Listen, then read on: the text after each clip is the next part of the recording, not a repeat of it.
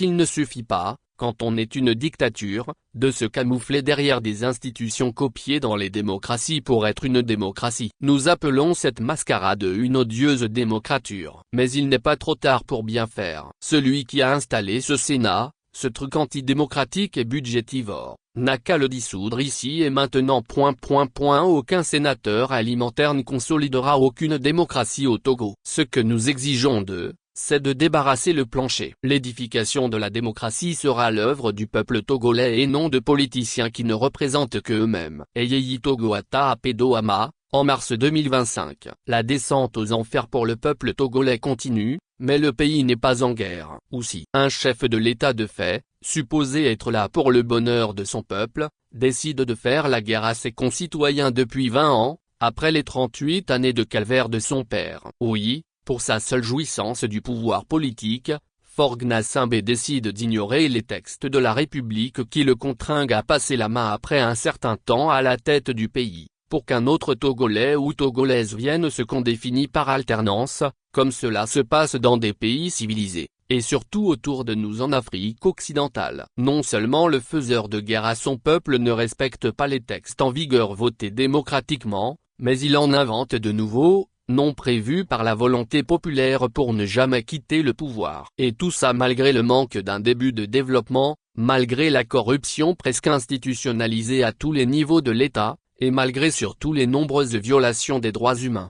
La nouvelle constitution, synonyme de 5e République au Togo, n'a pas été votée démocratiquement. Elle fut plutôt l'œuvre d'un parlement aux ordres, de surcroît en fin de mandat. Ça s'appelle un passage en force, et une telle méthode, aux antipodes des règles républicaines, n'est possible qu'avec des régimes qui ne respectent pas leur peuple et se maintiennent au pouvoir par la force. Advienne que pourra. C'est pourquoi il n'est nullement exagéré de parler de dictature en évoquant le régime togolais de Gnassingbé avec ses méthodes rétrogrades qui appartiennent au passé dans l'entourage immédiat de notre pays. L'instrumentalisation des institutions de la République, l'armée, la justice, l'administration et pour assouvir les desseins personnels d'un seul homme, commence par l'instrumentalisation, et plus grave, la dépersonnalisation de citoyens responsables à certains postes stratégiques qui, pour des raisons d'intérêt personnel ou communautaire, refusent d'avoir le courage nécessaire pour dénoncer et dire non. Une armée non républicaine,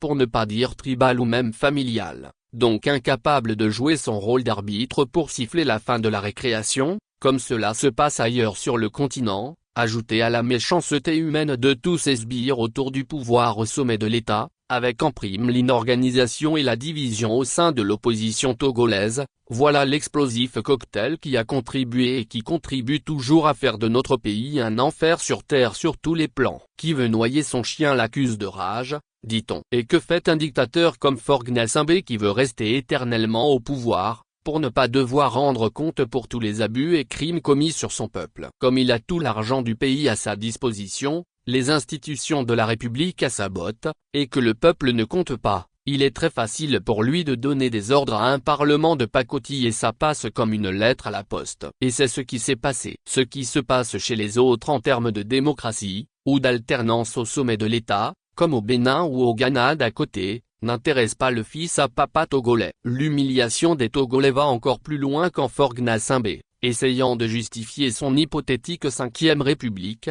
taillée sur mesure, compare sa mascarade togolaise aux vraies démocraties comme l'Allemagne ou le Royaume-Uni. Pour mettre sur pied le Sénat de la honte, inutilement budgétivore, on fait appel à des personnalités, la plupart au passé controversé, traînant des casseroles, et ayant surtout contribué à animer le régime de dictature de Eyadema Gnassingbé. Et comme pour parfaire la mascarade, Faure Gnassingbé a pris soin pour que des opposants à double face, pour ne pas dire des faux opposants, ne manquent pas à l'appel. Des messieurs, mangeant à tous les râteliers, comme Chassona Traoré Mohamed, Ali Puissé Nanou Kokou, Kabara Innocent, ou encore l'autre bouffon d'opposant, Abbas Kaboua, iront apporter leur expertise de grands opposants pour le maintien à vie de Faure Gnassingbé au pouvoir, contre des espèces sonnantes et trébuchantes de l'argent volé au trésor public, pendant que les populations togolaises tirent le diable par la queue. Aux côtés de ces personnalités politiques, au parcours controversé, relativement jeunes,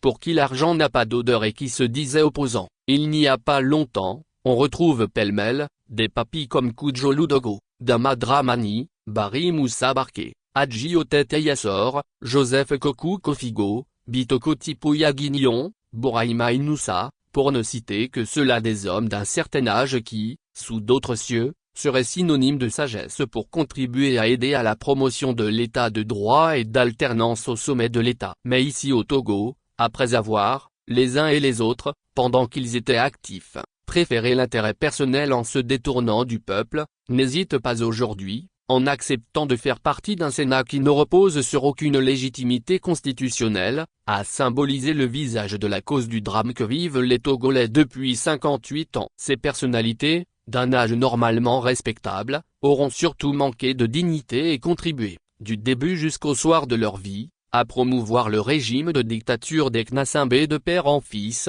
pour le plus grand malheur des Togolais. Quel triste destin. Samari Tchadjobo, Allemagne. Actualité opinion politique Togo.